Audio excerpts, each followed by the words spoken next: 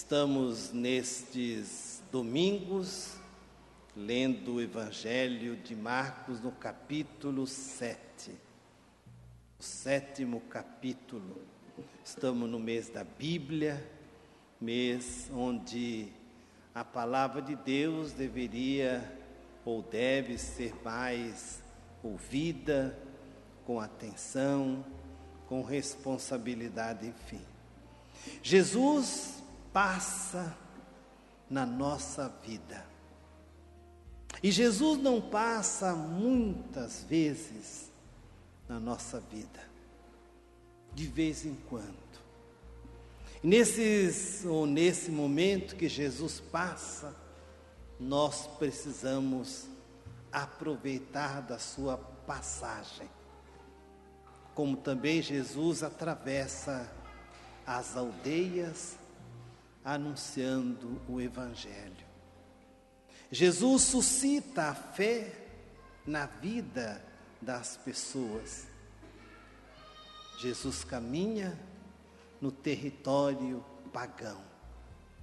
O evangelista vai recompondo a caminhada de Jesus e mostrando as cidades que Jesus ia pregando a sua palavra.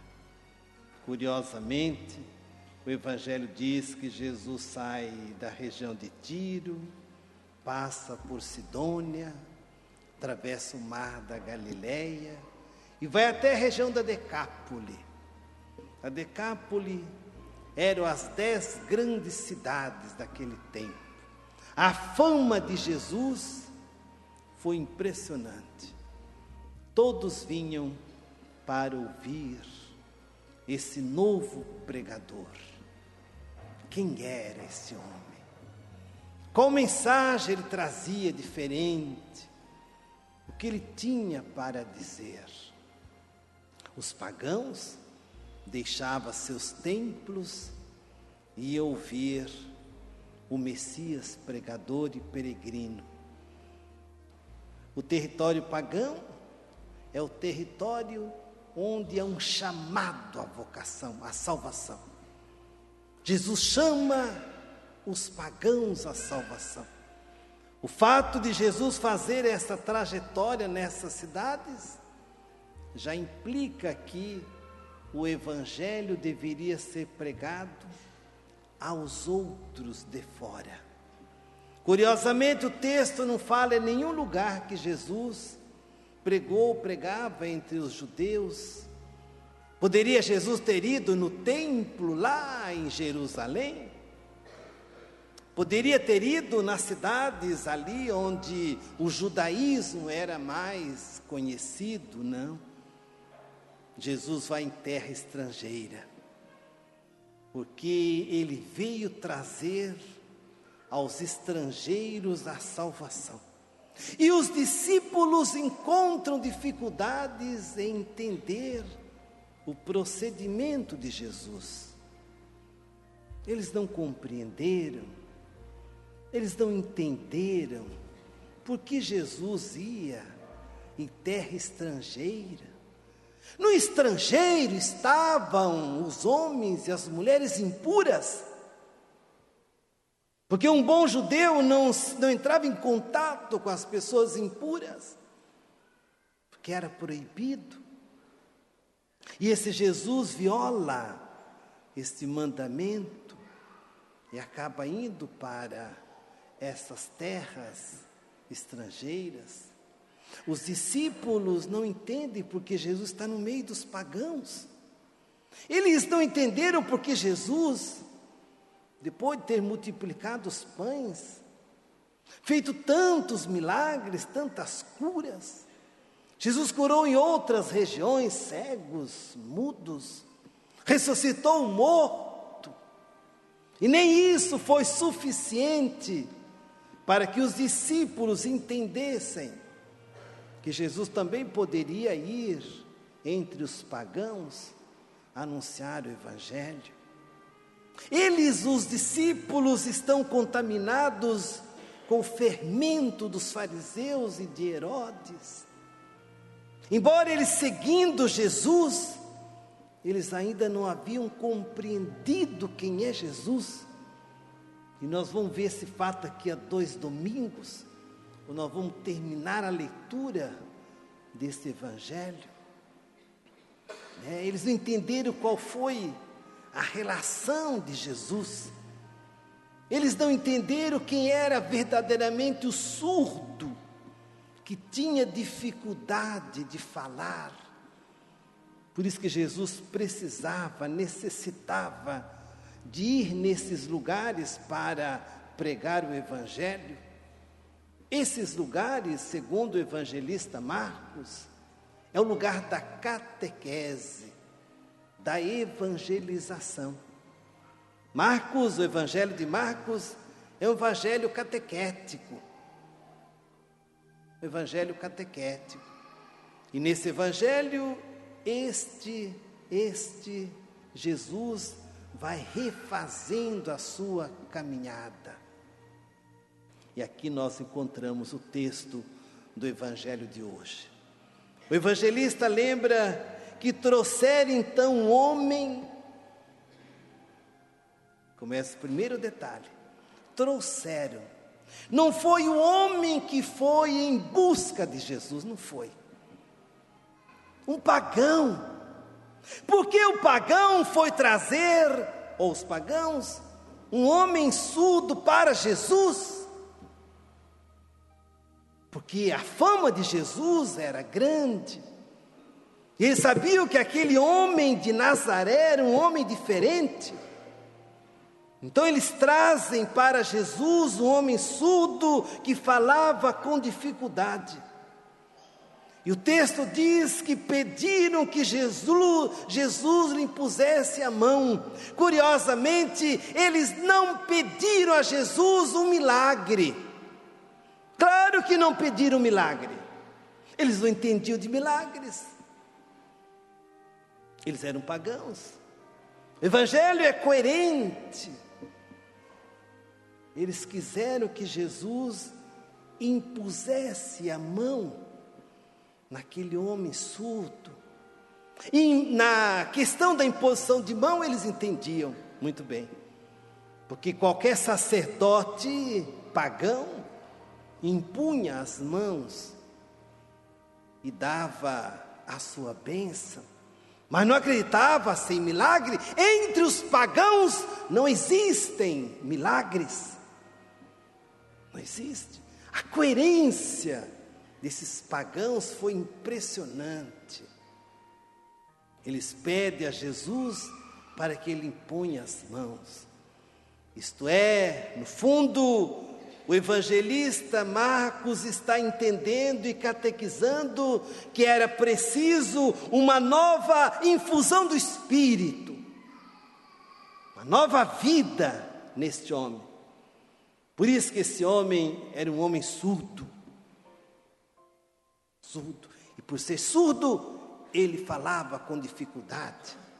Quando eu não ouço a palavra de Deus, eu não tenho como fazer a catequese acontecer na nossa vida. O meu procedimento catequético é um procedimento impedido. Pois bem, a cena está montada. Ali estavam os pagãos, ali estava o surdo, ali estavam aqueles que queriam que Jesus fizesse um gesto. E que Jesus fez milagre? Não. Por isso que muita gente hoje anda atrás de milagres. Você vê esses milagres na televisão, é tudo conversa fiada, tudo mentira. E a gente fica todo embebecido. A gente até acha que é verdade e não é verdade.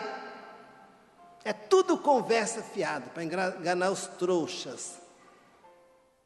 Porque estes que fazem milagres, padres e pastores, porque eles não vão nos hospitais fazer milagre. Vai no hospital de câncer, tanta gente precisando de milagres. Por que você nunca ouve dizer que no hospital tal, o pastor foi lá, o padre fulano de tal, e fez milagres. Não vai, né? Porque lá o milagre não funciona. Será que o milagre só funciona dentro da igreja? Será que o milagre só funciona quando eu marco horário com Deus?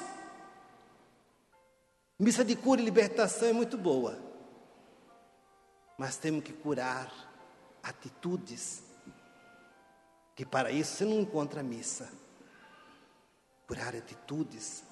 E Jesus é um homem de atitude. O que Jesus faz com esse homem? Jesus faz um milagre? Não, porque não iria adiantar nada. O que Jesus faz? Ele se afasta com este homem da multidão. É preciso sair do murmúrio do mundo, porque o mundo está cheio de vozes, e nós ficamos ouvindo o vozerio do mundo, e nós acabamos achando que o mundo está certo. Jesus se afasta. Irmão, Jesus é Deus. Jesus não precisava fazer gesto para fazer milagres. Apenas um olhar, um toque, uma palavra. O evangelista Marcos diz que Jesus usa 7 verbos de ação para que o milagre acontecesse. Porque o milagre em Marcos é um milagre pedagógico, catequético, evangelizador. Jesus afasta-se com este homem do meio da multidão. Do meio da multidão não acontece milagres, acontece falsificações, mas não milagre. Por isso que nós olhamos na televisão, nas igrejas milagrosas de milagres, e nós vemos sempre um milagre na multidão, totalmente o contrário do Evangelho. O Evangelho prega uma coisa e nós vemos outra coisa acontecendo. Aí Jesus se afasta, porque Jesus tinha que tirar esse homem do murmúrio e do burburinho do povo, porque o povo não presta para dar conselho para aquele que estava surdo. Aí Jesus se afasta dele, e aí começam os atos de Jesus Cristo. Aí Jesus faz aqui umas coisas assim estranhas para nós. Jesus coloca primeiramente o dedo. Colocar o dedo é colocar o dedo de Deus. Se você olha a pintura de Michelangelo, da criação, da Capela Sistina, Deus faz o homem, e Deus estica o dedo seu, e toca o dedo da criação. E os 2 dedos se encontram, é o dedo de Deus. O dia que o dedo de Deus tocar a minha vida, o milagre começa a acontecer. Enquanto o dedo de Deus não me tocar, o milagre não vai acontecer. Por isso que o dedo de Deus é a infusão do Espírito novo, da audição. O que é o Espírito Santo na minha vida? É eu ter condições de começar a ouvir coisas diferentes.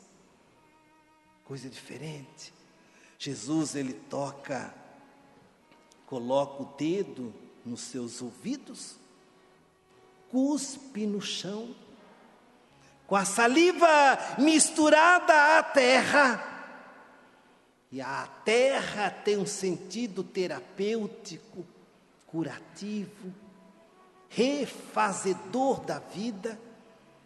Quando Deus nos criou em Gênesis, Deus também toca a terra, toca o barro, sopra sobre o ser criado e diz: exista, exista.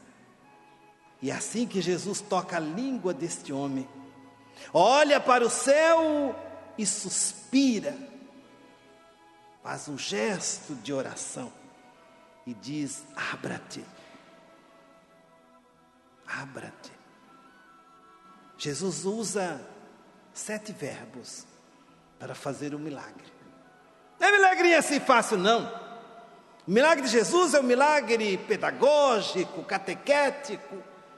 Jesus usa verbos tomar. Ele pega esse homem, se afasta, usa o verbo afastar. Se afasta desse homem, porque no meio do murmurinho Deus não vai fazer nada. Por isso que chega um momento da vida que eu tenho que me separar de certas pessoas, porque elas não constroem a minha vida, elas não acrescentam absolutamente nada. E nós queremos conviver com esse murmúrio que existe por aí. E por isso que a nossa vida fica uma vida atropelada a vida toda. E tem gente que não sai do fundo do seu poço, porque não se afasta daqueles que não contribuem para mim e para o meu crescimento de vida cristã. Jesus coloca o dedo, é o sinal de Deus me tocando.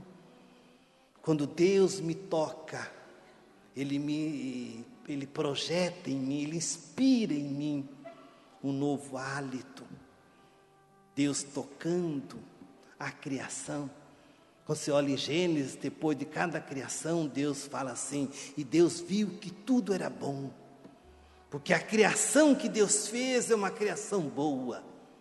Por isso que Deus tinha que tocar. Jesus olha, tem que olhar aquele homem que não conseguia enxergar, ouvir, não conseguia falar. Jesus suspira, é o suspiro de Deus, é a oração do Espírito, é a comunhão de Jesus com o Espírito, seu Pai. E diz a palavra exata: abre-te. Em hebraico é efatá. Talvez é isto que nós precisamos hoje abrir. O que você necessita hoje, irmãos? Que se abra na sua vida. Mas para que essa última coisa aconteça na minha vida, eu tenho que fazer o processo das demais 6. Eu não posso começar de trás para frente. Tem gente que quer começar de trás para frente, não vai funcionar. Tem que obedecer o processo da cura, o processo da audição. Então fica aí, queridos irmãos, o desafio para nós. O que você necessita para que Deus toque na sua vida? Qual toque